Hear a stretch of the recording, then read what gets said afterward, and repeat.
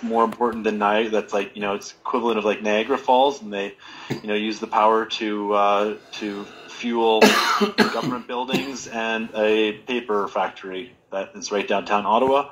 And I know there's a lot of people, and they've desecrated a sacred site in doing that as well. So, want to talk about like, domination, desecration. That's old, but these are some of the underlying kind of issues that Ottawa has with it. But at the same time, it is also, it is our federal capital. It is where decisions are getting made, and it is where, general representatives of Canada come together to discuss the future of Canada. And right now, thanks to Pat King and, thousands of other organizers and people who have been influential in making this all happen, like, we're seeing Canada being lit up with possibility, and this is vibrating out all around the world too, where we're seeing others view like, wow, this is a really powerful, tactic towards bringing people together. And like I mentioned, a high vibration. Behind me, I've got a picture of like, the Cup Unity 2022 street hockey game that's taken place on Wellington Street. And then I saw some videos of like the party going on, like, outside the Hill. And it really kind of reminds me a little bit of Burning Man, which is an unbelievable experience of unity. And I think a lot of those principles are being applied here, with all the gifting that's taking place, the radical inclusion. Like, it's not as much as it gets painted by, the actors on the other side, to try and smear this and dismiss this as like something that it isn't. What it really is, and what everybody there knows is, and what I'm feeling and what I'm seeing within like the freedom movement globally too, is that, this is something very major, and this is the first time in a very long time I've actually wanted to be in Ottawa. That's awesome. Funny. Well, I want to just address this, Kyle. You're absolutely right. This is the vibes that we're going. It's like a giant tailgate party that Ottawa has been needing for a while. But you see, the last time I was here, and I just want to dive right into it. I've been a thorn in your brother's side for a very long time, and it isn't because I don't like him. It's because of the fact that what he's been doing to our people and doing to Canada in general, it's just not allowed when we look at what's happening. So you said something really important the other night that hit home to me, and I know it to be true. And you said, whatever they have on you, Justin, you need to address that. And I'm just curious, and I know we can get into deeper, darker, weirder things, but what do you think your brother's reasoning is to be doing this to the Canadian people and tarnishing our cultural ways and who we are as Canadians? What is the drive that is his reasoning for all of this? What do you think? Right. Well, I mean, I'm going to start by saying, like, Justin is, the leader of the Liberal Party, and everything that's coming out of his mouth right now is written. All of his tweets are being produced by a team. All of his statements, he is the face and, like, the lead spokesperson for the Canadian government, but the policy and the initiatives that are driving it and that are driving his this narrative that he continues to push, which in my opinion is the side of the anti-Canadian and anti-freedom, is like coming down from the higher ups, from groups like the World Economic Forum, like the Council on Foreign Relations, like Bilderberg, etc. And they recognize we need to have these strong kind of agents within governments. And I think one of the things we've seen is all around the world we have weak leaders who are able to like act as kind of spokespeople, and he's not speaking from his heart. I don't honestly believe that is not candid. There's no discussion. This is why he's afraid to, or this is why he's not being allowed to actually engage with the Freedom Convoy and with these people, because there's a lot to unpack here, and there's a lot of serious questions, and the truth is easily debated, but lies can't be debated. So It's like you don't even enter the debate when you were dealing with lies. So, and then also, like, you know, when you look at, like, the history of people like Jeffrey Epstein, like, what their role was, you know, to trap people and blackmail people. And, like, you know, you think about a lifetime of opulence and opportunity, like, you know, you make mistakes, and, or, like, you know, you get coerced into doing something bad. And I've heard from, you know, multiple people, like, not specific to Justin, but, like, of situations where, you know, all of a sudden it's like, you know, this girl comes out of nowhere and she's on it, and you're in a special room or a special house, and it's like, come on, Yeah. like, let's do that. Oh, you're married, but they're, like, pushing, and they're trying to make something happen. And this is how, like, you know, when a camera's on, then it's recorded, then you're blackmailed. And so, like, blackmail is a very powerful tool. And I'm not suggesting, I don't have any evidence. I'm not saying anything, but, like, you know, generally, like, you know, if we know that whole infrastructure is in place, like, you know, to keep people in power accountable and on narrative, you know, I mean, as a prime minister, as one of, like, you know, the leaders of you know, one of the great nations of the planet, you can come to your own conclusions about what you know, what might have taken place, and that would kind of, like, you know, and that's part of, like, you know, this committing yourself to this cause. Like, okay, going to get all this power, and you're going to get all this wonderful world, but you've got to do this line. When you commit to that, and then you don't know that, oh, you know what, 10 years later or whatever, we're going to all of a sudden impose, like, medical tyranny and, you know, tantamount to genocide on a population. Like, man, I didn't sign up for that. Well, it doesn't matter that you didn't sign up for that, because you're in it now. You've got to do it because, you know, we've got you by the balls. Right. So, and by the way, Kyle, so in 2020, he did an article he was interviewed by the National Post, and he spoke openly and factually from his point of view, and it caused him, for his family, to shut him out. So he's been going over a year now without any contact, and they don't talk to him because he went against the establishment. yeah, and that article too, like, that was, like, an interview article that I did with, like, a reporter, and then obviously they cherry picked, like, you know, what they wanted. And I'll be fair to them, they did a good job. They didn't, like, I told them, I was like, I'm going to talk about Event 201. I want you to know about Event 201, and, like, but I guarantee you try and put it in your story, like, just try. It's not going to make it to the publisher. I'm charging for my phone on the wall. And we lost your voice sound there, Pat. Yeah, I know. I'm trying to get somebody to use it. Okay. But anyway, that was the nice thing about, I don't know, I felt what I liked about, you know, doing that thing with the Western Standard was, like, okay, this is fully recorded, this is present, you can see me, like, you know, you can see her, we're having a, you know, a good discussion about this, because, you know, when you take quotes and you put them in articles and you line it up with this I dissent, anti-vaxxer, like, you know, like, labels and subjugation, then it kind of creates a narrative. And I know, Pat, like, you're dealing with that too. Oh, absolutely. Like, you know, they're trying to label you as, like, you know, trying to dismiss you and put you into, you know, this little corner. And, you know, I think one of the most important things that all of us need to kind of realize in this is, like, they're just trying to bait us and trying to get us angry. Divided. Because when we get angry, when you let somebody make you angry, you're giving them power. So let's not let anybody make us angry here. Listen to those things, understand where they're coming, but be the better person, and just, you know, don't let it get you angry.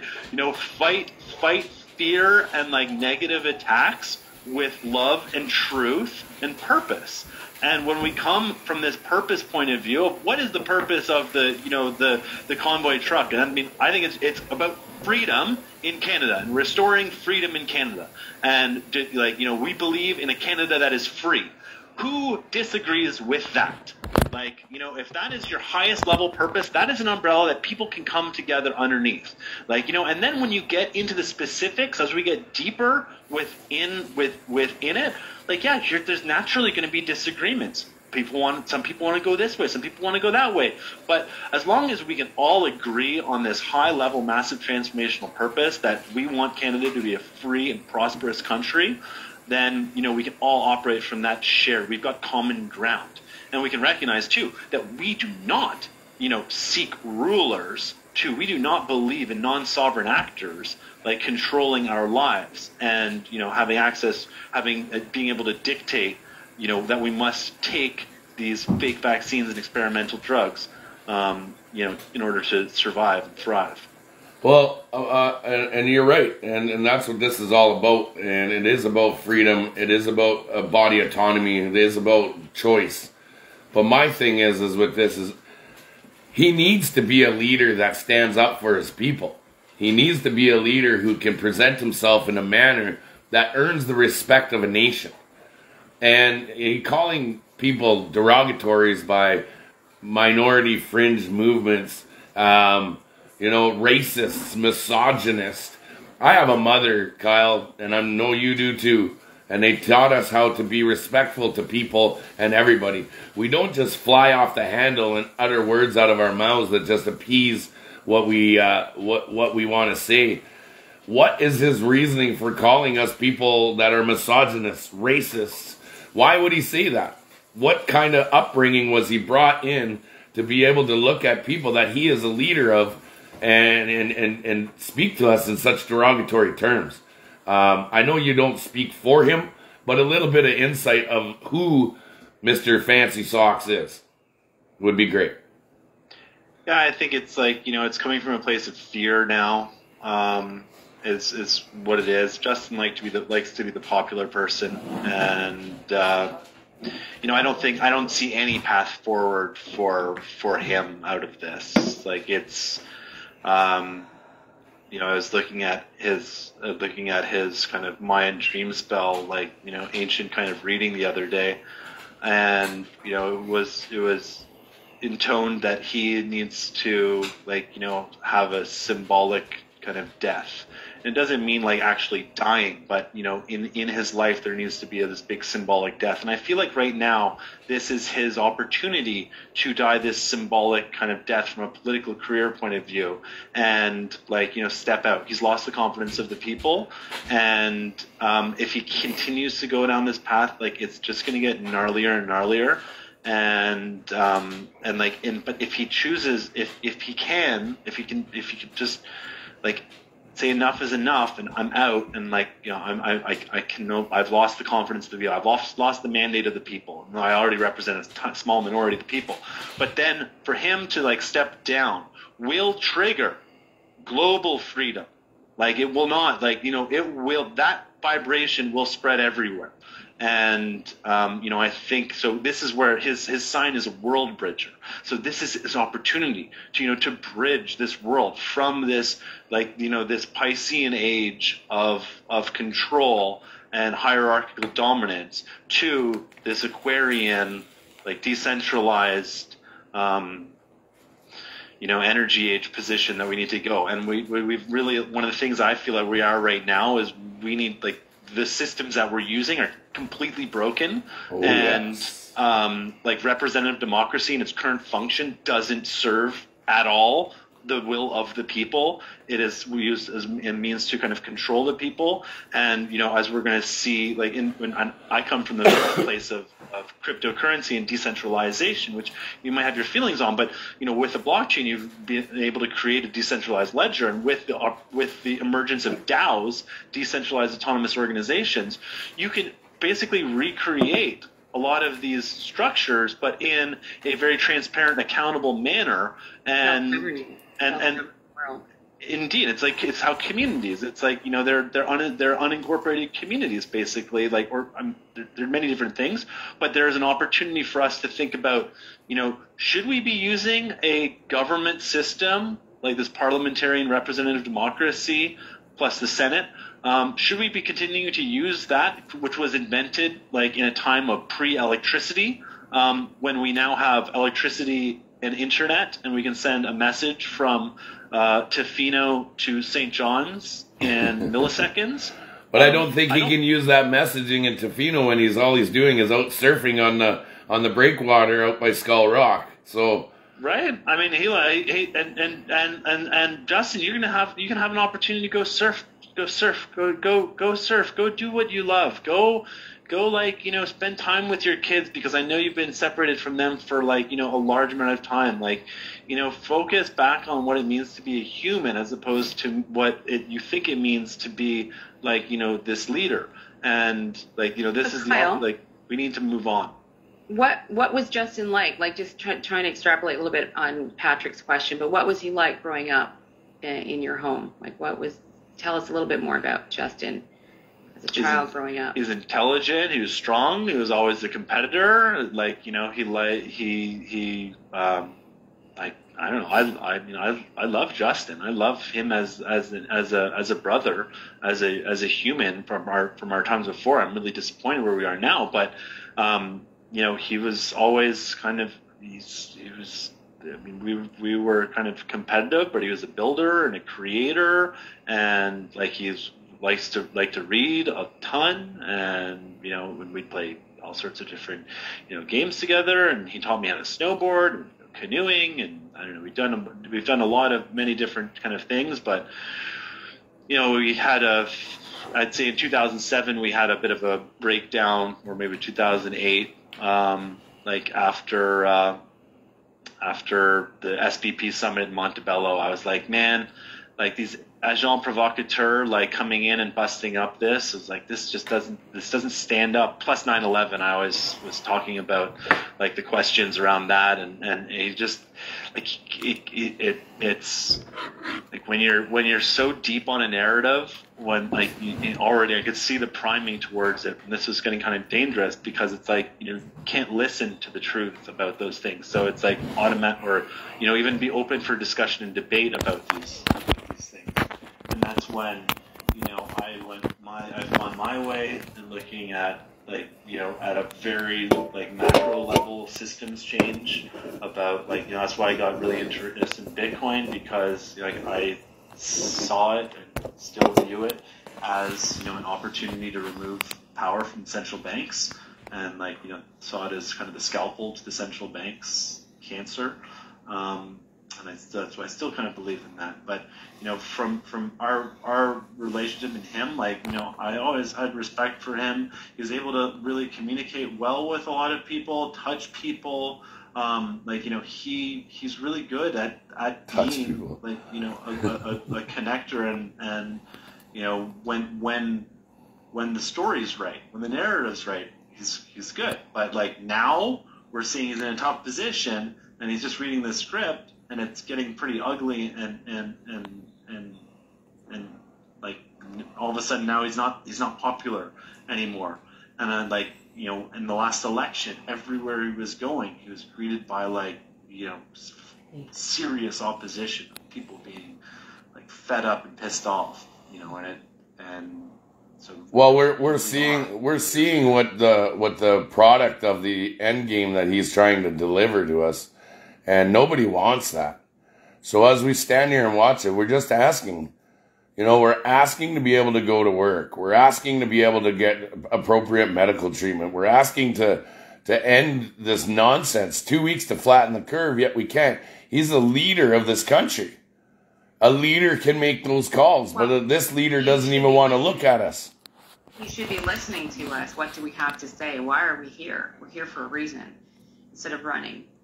Absolutely. A good leader gets behind his people, though, right? From the beginning, he's been a vaccine salesman. Like there's no interest in that. He never once mentioned vitamin D. Never once mentioned healthy diet, healthy immune systems. None of that. This whole thing has been about this, and that's why this party needs to be removed from power. They represent.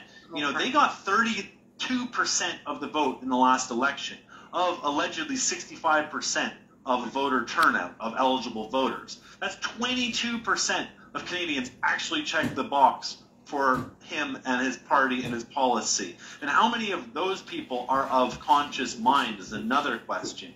So, I think it's time. We're getting to the time now, and we're seeing this energy. And I think one of the wins that we're seeing is the controlled opposition in Aaron O'Toole. So that wasn't going to happen. That would not have happened without the convoy. That just wouldn't have happened at this moment. It would have happened at some point. But that's a step in that, because who's the party of there's no representation whatsoever. There was no representation. And there's some conservative MPs inside the House, but there's very little representation of the voices and the hearts of a unified Canada who believe in freedom. And so I feel like that's changing. Amina, I got a couple, and Kyle, I just want to apologize first and foremost. I have a lot of dirt on your brother, and I'm an investigative journalist, and I caught a couple things, and my request right now is, I told him to come. My request right now is, can you get a message to your brother? Can you get to him? I asked her to come. Can you get a message to him it is in his best interest to come and meet with the groups and the organizations that are here in Ottawa to allow us to have a voice with him. I understand he doesn't want to go into public. I understand he feels like there's a threat. I get that. I'd be scared shitless too. But at the same time, I think it's in his best interest as a leader of this country to sit down and meet with these organizers and understand that there is some conversations that need to be held. They can come in, eh? Why? Oh. A message from me, personally saying that, is I can send a message, but I think we need to publicly state this message as we're sending it right now of rallying, creating that cataclysm, because this is a public unified thing. We want, and if it's not okay, showing up to the front of Parliament Hill for it, it's we want to we need to identify what is this ideal outcome that you want here, which is to meet with the organizers, to meet with him. Is it closed doors? Off camera? Is it going to be recorded? Do we want it to be how long? What are the topics that are going to cover? And creating that safe space, maybe in a private zone. But yes, I wish I could tell you, Pat, that I can say jump and he'll jump, but that's not me. I'm on the outside, but I know that he absolutely has to. He must meet with you, or people must meet with you, to continue these discussions. Well, we ain't going anywhere. I can tell you that much. Right? We've all made an oath to each other that we are not leaving until he shows his face. Well, and more than just him showing his face, if he shows up, you're just going to leave? No. No, when we say show his face, meaning he sits at the table.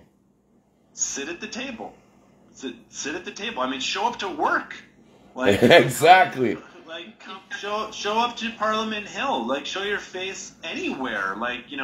To be open for discussion. You can't hide. Does not need to be quarantined. We can't hide. We can't hide. And if it's and if you're not willing to do that, then I've got a message from some people being we've got a place for him to exile. I was okay.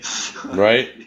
That's if you want to do that, if you need to get out, or you're gonna leave, you leave, but we're not gonna deal with a hologram of you, speaking virtually, because we are also in a crazy age where you can basically have holograms representing people. We don't even know if we can't actually see you in person. We don't even really know with the sophistication of technology that you're a real that is a real person talking on the other end. True story. I agree. I don't realize that. So Pat, what I just want to first of all, I want to just step in and just say congratulations today. You had a ceremony and the tribal people gave you a pipe, and Yeah. that is amazing. Well done. You really deserve it. I've now officially become a ceremonial pipe carrier. That's awesome.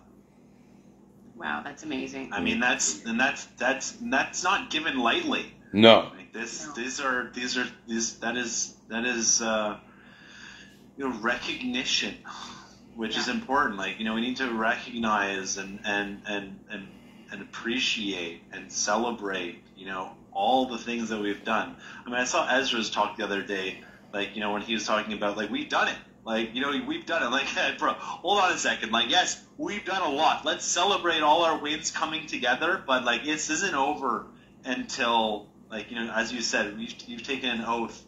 We've all taken an oath that we're standing here for freedom. And, and I feel like last time I heard, like, the horn stopped in the night. Is that true? Yeah, just because we want to work and, and be sympathetic to the people around, but yet still get our voices heard. But we have to respect others, right? And that's the whole point of being professional about what we're doing. Exactly. Amen. So it's like, and that just a sign. And it's like, I saw the cleaning, the polishing, the communal effort. Like, these are all wonderful, messages and inspiring behavior that we know, like, they don't want Canadians to really see that, and this is the difference between, like, the, manufactured view of Canada from the media versus the reality of Canada and what's actually taking place. That's right. What happens on the tube is not necessarily true, but I think we're seeing now more than ever, like, citizen journalism and public broadcasting becoming more and more kind of powerful and potent. And so what's the update right now with what's going on and what you're doing? Right now, it turns out we're getting some ground back from the Ottawa Police Services. We've had the Ottawa Chief of Police openly put out a statement saying that he is very impressed with the amount of people that have been here, and no problems, no issues, no aggression, no violence, no damage, no vandalism or anything. So that we're gaining more ground back. So we're getting more chunk of the pavement, I guess you could say. And we've gathered Wellington Street back. We're about to move more trucks in. We're about to make available more opportunities for other vehicles to get in. And, today was just a day where we tried to get a ceremony going. And we're working together with our Algonquin chiefs to hopefully come to some kind of ratification within regards to allowing us to put up our teepees and start to begin with our healing ceremonies. Oh, nice. That's fantastic. Yeah, we're getting some middle of the night vandalism though. So we're looking at this present time, we're looking at, and they're just punks. That's all it is. Yeah. And we're just looking at formulating security for the next couple hours, like for the next nights, all the nights that we're out there, so our drivers can have some peace of mind. So security details are being put up, and mainly just a big tailgate party again, having a good time, dancing in the streets, and just having fun, playing some hockey like Kyle's picture in the background. Yeah, I think we've got Friday night. Remember, like in the old days when you.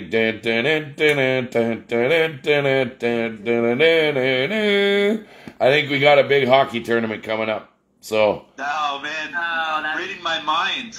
And there's also and the canal too, right? That's also right there. That's right. So encouraging. I mean, like, so one of my other hats that I wear is I'm one of the organizers and leaders of the Decentralized Dance Party. So which hosted, is fantastic, by the way. We've hosted giant dance parties all around the world in public spaces, and we use FM transmitters. So we have an FM transmitter that then broadcasts out, so everybody's sound systems are all synced up. Oh, nice. It's a very powerful tool. And I would encourage looking into that as well, because then you can basically have, you you don't get massive range depending on how strong the transmitter is. Right. But you get seamless audio across it all. And so then you have audio, and you can also have microphones, like, you know, speaking. So, right on. You know, that's a way to kind of connect people. Radio is really powerful. You can't censor radio. I mean, you can jam it, but like then you're jamming all radio. I don't think it'll do that. Yeah, it's really awesome. I've experienced that with Kyle. That's how I know Kyle in the blockchain space. So it's a very powerful tool, a powerful event. And we get dressed up. And the recording has stopped. 1 minute, less than 1 minute left on this. We can rejoin or send the new link. Or we can go on... Same link. You can just click back on the link and come right back on. I just have somebody here right now that I have to address. I've got one of the First Nations daughters here. Then I'll close this up then. Okay. Is that good? Yeah. Okay. Well, Abida, let's keep going. Yeah, I want to come back in. I'll come back in 2 minutes. Give me 2 minutes. Then what we'll do is we'll just... Okay, guys. So that's Kyle Kemper. We're going to redo this video, and then the final one will be out. But I want you guys to see that we're doing an interview right now with Kyle Kemper. And I want to get a little bit more nitty-gritty on this, just kind of gently getting a feel for him. But I have to go address somebody that just came to the door. So I'll be right back, guys.